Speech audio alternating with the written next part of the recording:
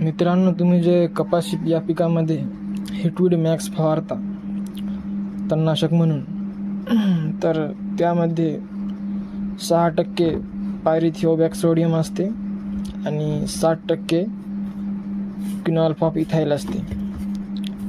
तर त्याऐवजी हिटवीड मॅक्स घेण्याऐवजी आपण असं स्पेशल औषधी घ्यावी. जसे की आता हे बघा, हे वीडकॉट आहे ॲग्रोस्टारचं.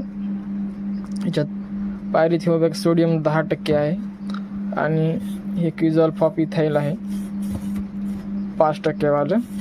तर आपण हे वेगवेगळे घेऊन एकत्र करून फवारणी जर केली तर निश्चित आपल्याला चांगला रिझल्ट येईल.